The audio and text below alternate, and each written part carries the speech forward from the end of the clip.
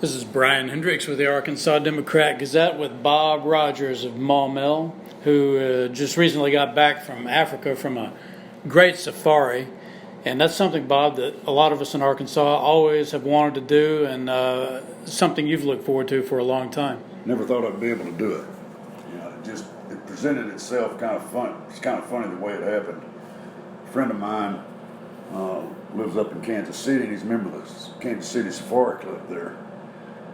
And he was telling me about this auction that was going to take place, and this was back in December last year when we were pheasant hunting out in Dodge City. He was telling me about this auction that was going to take place in the spring, and they were going to auction off this hunt to South Africa.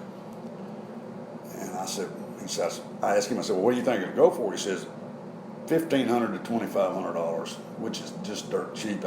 He says, probably not going to be many people there because they've got another big safari club meeting in Las Vegas at that time. So I said, well, go down and bid on it for me. I said, if it goes for $2,500, yeah, I'll take it. So he goes down there and $2,500 is less than an elk hunt in Colorado. Absolutely. Yeah. Absolutely.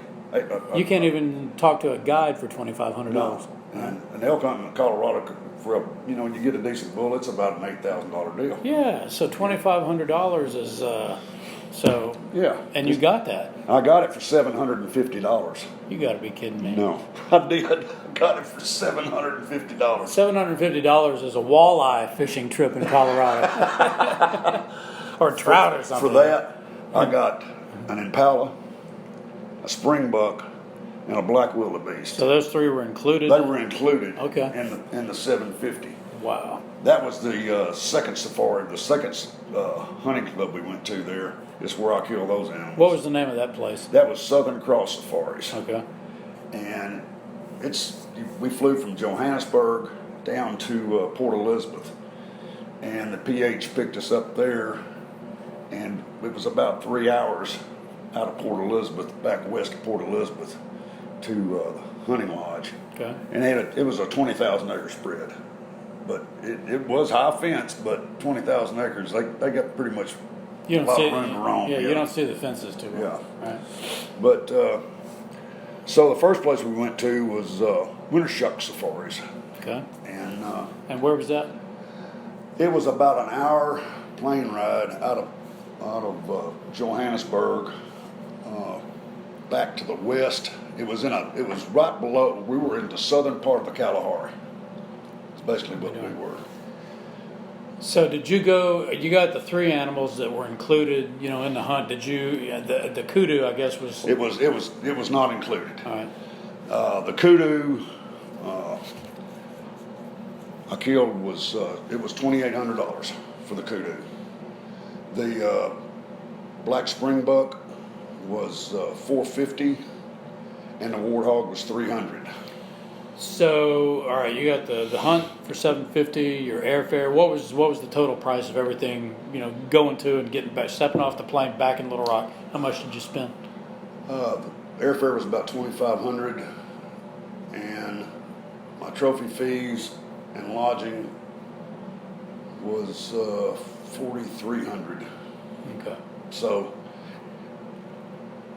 going to South Africa and hunting, it's just about as cheap as going to Colorado and doing it. No kidding. So the hunting, you were showing me photographs, and it's brushy, thorny, dry, Southwest Texas-y looking stuff. Yeah. What is the hunt like? How is that? I mean, you got a professional guide with you, PA, professional hunter, I guess a tracker. So how are y'all arranged, and how are y'all looking for and finding game? Well, a lot of it was spotted from the truck. We would the truck had seats in the bed of it, and we would sit back in the back of the truck with the PH, and he'd glass, and we were glassing. And if you saw something, you'd stop, and they would try to judge if it's what it was, if it was trophy, if it wasn't, if it was a young like a young kudu, they wouldn't they don't want to do anything about that. So and then we get out and walked a long way. Notice you're wearing tennis shoes. Yeah. Tennis shoes, not boots. No, you don't need boots over there. Good pair of hiking shoes, just right. a good pair of walking shoes, tennis shoes is what you need to take. Okay.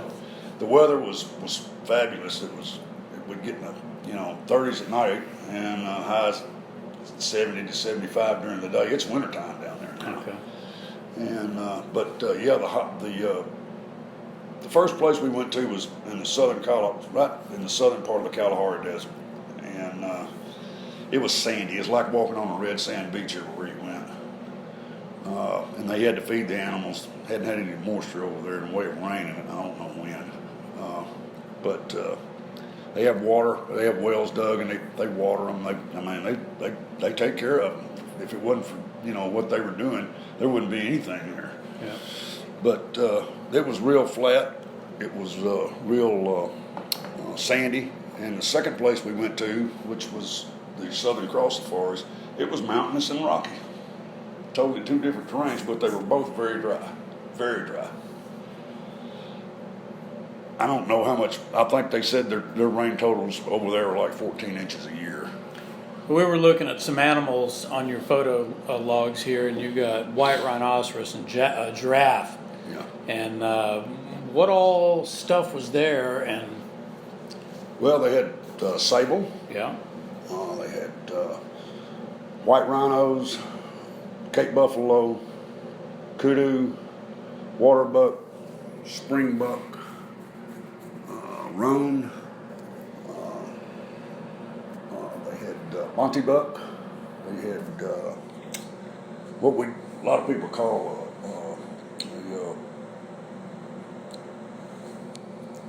the oryx, which is what they call a. eland. They had eland, Yeah. but this oryx, what they call it.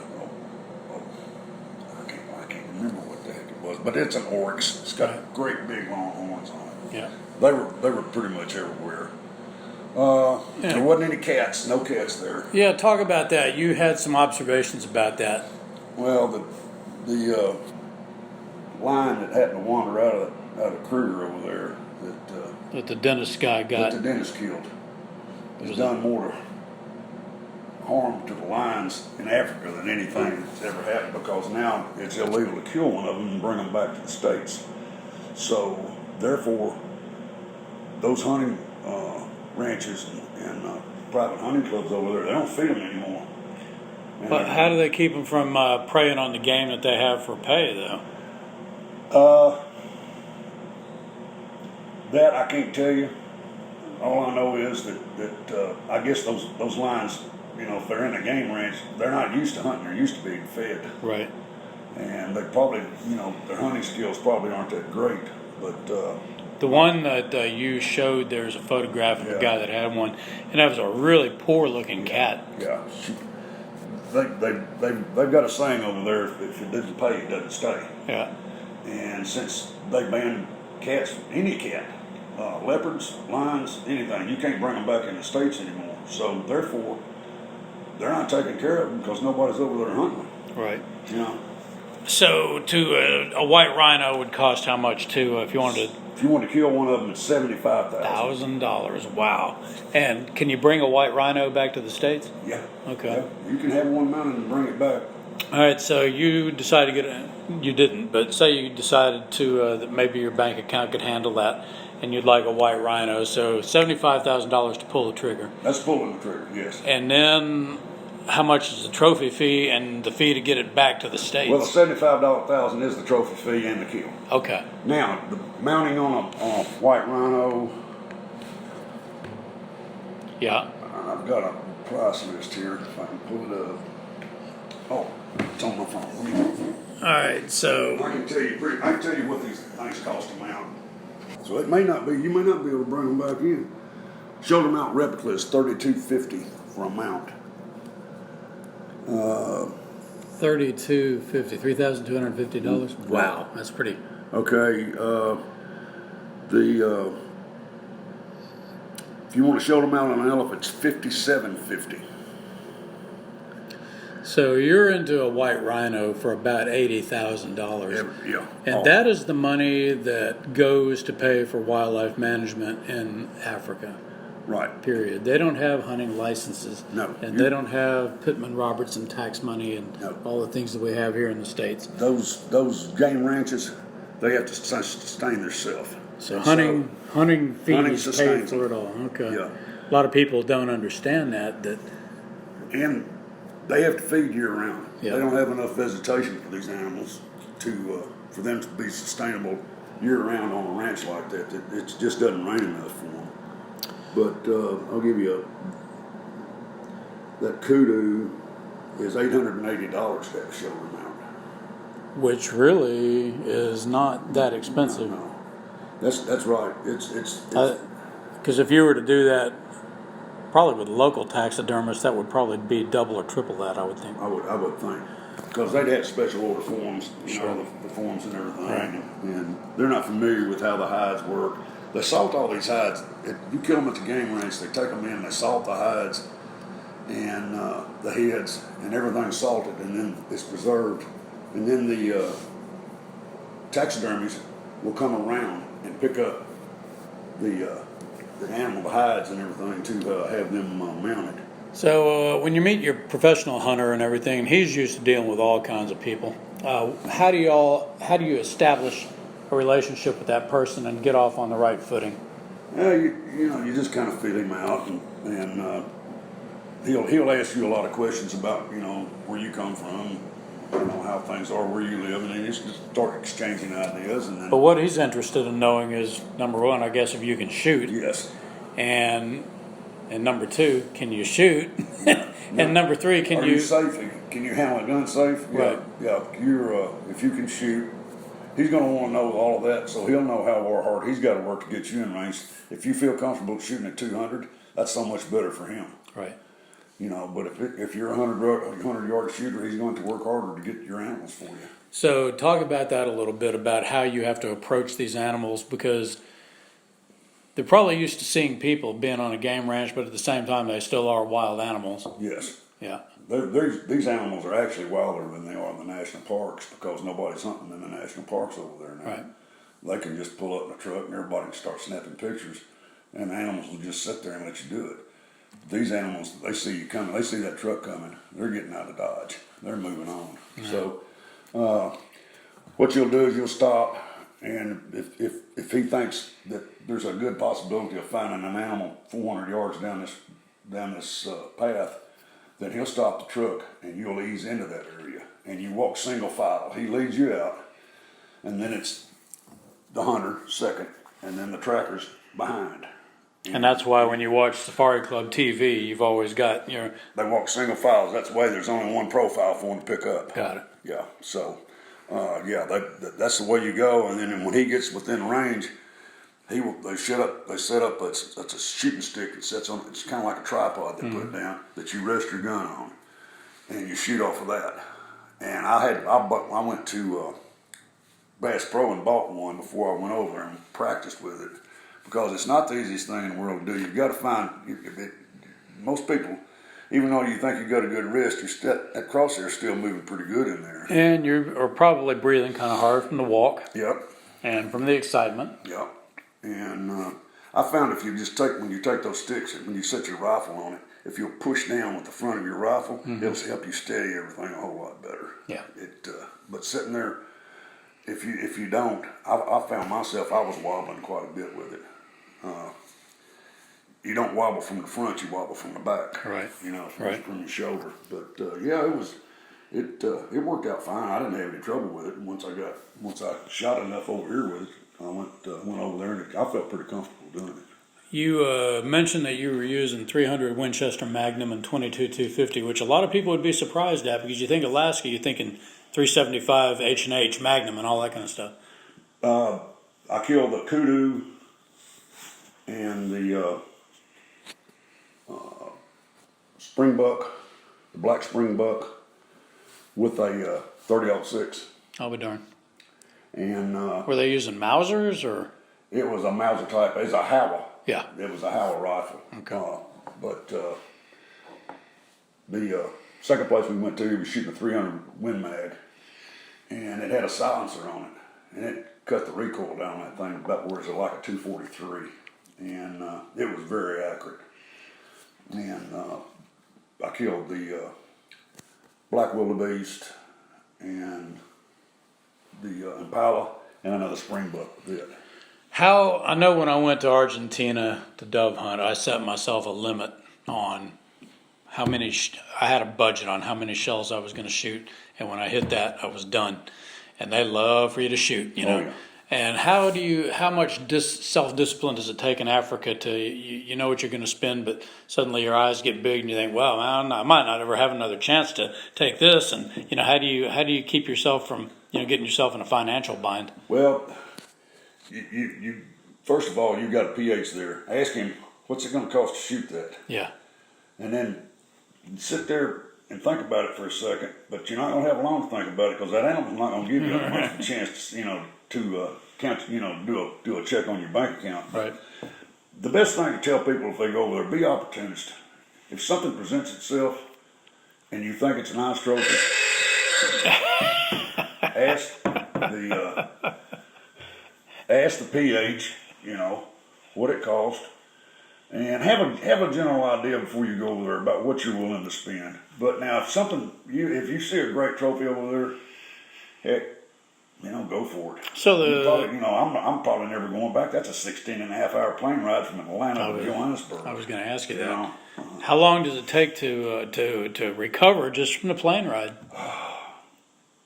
Over there, you're so excited about everything, and it doesn't take long. You get back in the swing of things pretty good.